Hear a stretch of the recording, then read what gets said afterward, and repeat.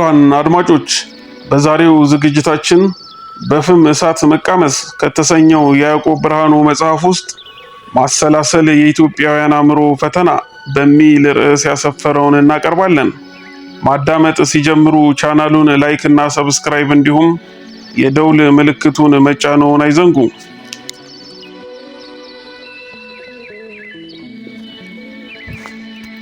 የኛ ስልጣኔ የጎደለው ነገር ምን ነበር? ማሰላሰል የኢትዮጵያውያን አእምሮ ፈተና። ለመሆኑ የአውሮፓ ሰዎች አእምሯቸውን ለማሰብ ማፍታታት መሞረድ የሆነላቸው እንደምን ነበር ብለን ብንጠየቅ መልሱ ቀላል ይሆናል። በማሰላሰል አሰላሳዮችን ከመካከላቸው በማስነሳት ይሆናል። የትኛውንም ህብረተሰብ ንቃት ለመመዘን ወንዞቹን አትዩ።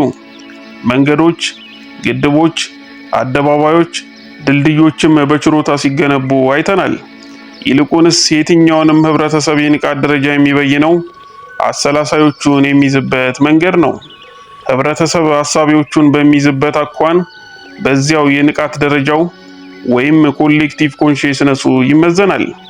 ማህበረሰብ አሰላሳዮቹን የሚይዝበት መንገድ በዚያው የወደፊት ዕጣ ፋንታው ባርነት ወይስ አርነት የሚለውን መተንበይ ቀላል ይሆናል። የአውሮፓ ሰዎች ከጠፋው ዘመን በእነሱ አጠራር የጨለማው ዘመን ከ6ኛው እስከ 13ኛው መቶ ክፍለ ዘመን ሲወጡ አኗኗራቸው ከኛ የመካከለኛው ዘመን ሰዎች ኑረት ብዙም የተሻለ አልነበረም። የአውሮፓ ካቶሊካዊት ቤተክርስቲያን እንዲያውም ከሲሶነት አልፋ ሙሉ መንግስት ነበረች። ለ300 ዓመታት አሰቃቂ መስቀል ጦርነቶችን አከናውኗል። ነገር ግን ጦርነቱ ከፈጠረው ውድመት ጎን ለጎን የአውሮፓ ሰዎችን አእምሮ አንቅቷል።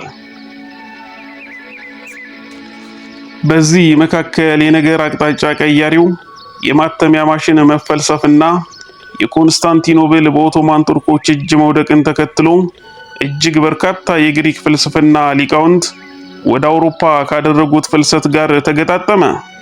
የተደረገው የምሁራን ፍልሰት በጎ ተጽዕኖ ፈጠረ። መጤዎቹም ምሁራን ለአውሮፓ ሰዎች በዘመኑ ብዙም ለማይታወቁት ግሪካውያን ፈላስፎች የአርስቶትልና ፕሌቶ እሳቤዎችን አይን ገላጭ ሆነላቸው። በርካታ የፍልስፍና የሳይንስና የታሪክ ይዘት ያላቸው መጽሐፍትም ይታተሙ ጀመር። በዘመኑ በተለይ በጣሊያን የተከፋፈሉ የከተማ መንግስታት ጳጳሳት፣ ገዢዎችና ከበርቴዎች ለስነ ጥበብ ከፍ ያለ ፍቅር ማሳደር ጀመሩ። ይህም ለጠቢባኑ ምናብ መጎልበት አስተማማኝ ዋስትናና የገንዘብ ምንጭ ፈጠረ። ወዲያው የካቶሊክ ቤተክርስቲያን በህዝቡ ላይ የጫነችውን እስራት ያላላና ለውጡን ያቀጣጠለው የፕሮቴስታንቲዝም እንቅስቃሴ ብቅ አለ።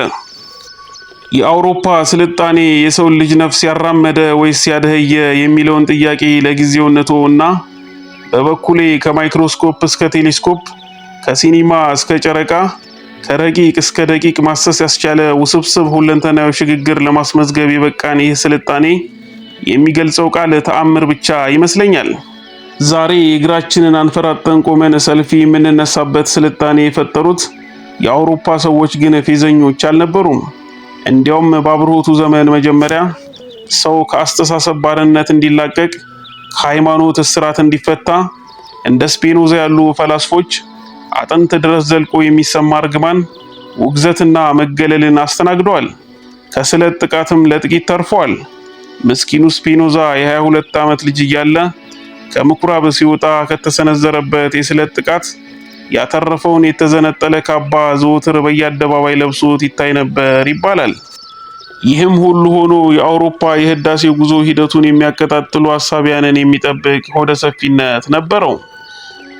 ከተሐድሶ ዘመን ጀምሮ እንደ ታላቁ የሚዲሲ ቤተሰብ ያሉ መሳፍንት፣ መኳንንት፣ ባለጠጎች፣ ነጋዴዎች፣ ዕደ ጥበበኞችን፣ ሐሳቢያንን፣ ፈላስፎችን ይደግፉና ይደጉሙ ነበር። እንደ ቮልቴር የመሳሰሉ ጠቢባን እልፍ ጊዜ ቢጋዙም ስራዎቻቸውን ለማሰላሰል ሙሉ ለሙሉ ገደብ አልተጣለባቸውም ነበር። ዣን ዣክ ሩሶ፣ አልበርት አንስታይን፣ ካርል ማርክስ፣ ጆን ሎክ፣ ኤሚል ዞላ፣ በአጠቃላይ ሁሉም አፈንጋጭ ፈላስፋና ደራሲዎች ወይ ታስረዋል አሊያም ቢያንስ አንድ ጊዜ ተግዘዋል። ቢሆንም ምዕራባውያኑ እንደኛ አፍንጫ በመፎነኑ ምላስ በመስለቡ ሙጭጭ አላሉበትም።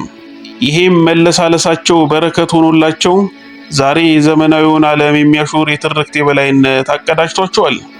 እኛ ግን ከተቀረው ዓለም ጋር የህዝብ ለህዝብ መስተጋብር አልነበረንም። በተቀረው ዓለምም ምን እንደሚዶለት መረጃ የማወቅ ፍላጎትም አጥተናል።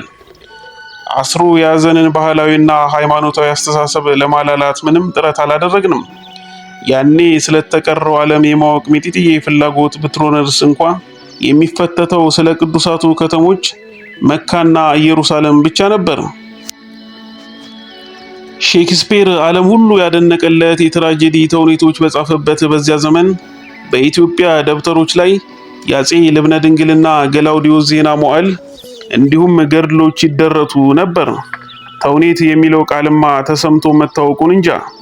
እንኳን ያኔ የዳግማዊ አፄ ምኒልክ ዘመን ሰዎችም እንግዳ ቢሆንባቸው ሲኒማ ቤቱን ሰይጣን ቤት ብለው ሰይመውታል። ነገስታት ሸንጋይ ምላስን ይወዳሉ እንዲሉ ከአሰላሳዮች ይልቅ ተራቢዎች ለመኳንንትና ለህዝብ ቅርብ ነበሩ። ከአሳቢዎቹ ይልቅ አጫዋቾቹን የሚያጀግን ህብረተሰብ ደግሞ ከለውጥ ጋር ኩርፍ እንደሚሆንና ወደ ንቅዘት እንደሚያዘግም ግልጽ ነው። ከውጤቱ ይልቅ ሂደቱ እንደሚሰራን ከረሳን ቆይተናል። ከጥንት እስከ ዛሬ በኢትዮጵያችን ምድር የሆነውም የሚሆነውም ይኸው ነው።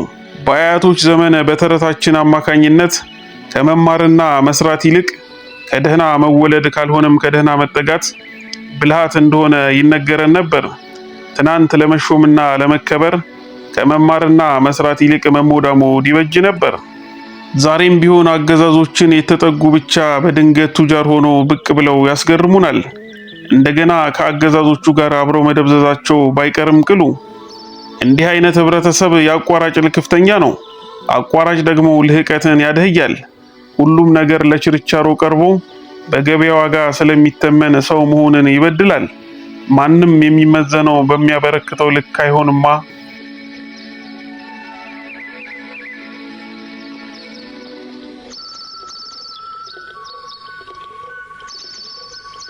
አሰላሳዮች ህብረተሰብን፣ አክቲቪስቶች ደግሞ መንግስትን ይተገትጋሉ።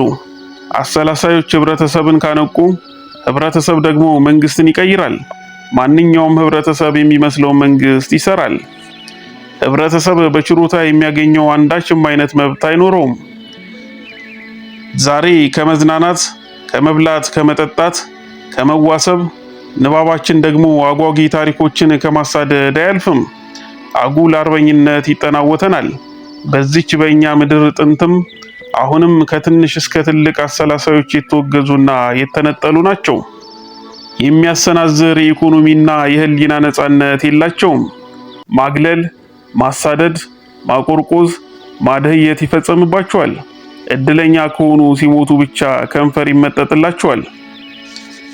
የኛ ስልጣኔ ፓይታጎረስ፣ ሶቅራጥስ፣ አርስቶትል፣ ፕሌቶ፣ ኮፐርኒከስ፣ አኳይነስ፣ ስፔኖዛ፣ ጉተንበርግ፣ ጋሊሊዮ፣ ሚካኤል አንጀሎ፣ ፍሮይድ፣ ካርል ዩንግ እና የመሳሰሉት የሉትም ወይ? እኚህን መሰል መፍጠር አልቻለም። አሊያም በእንጭጭ ነው የሚቀጩት። ምናልባት የኢትዮጵያ ስልጣኔ የዘመናዊውን ዓለም ለመስተካከል የአውሮፓ ሰዎችን የስልጣኔ ሂደት ቀመሮች መከተል ያስፈልገው ይሆናል። ነገር ግን የኢትዮጵያ ሁለንተናዊ ባህል ከአንድ ወጥ ቅኝት መቸንከር አልፎ በራሱ ቅኝትም ቢሆን ሲሻሻል፣ ሲሞረድና ሲቃኝ አይታይም።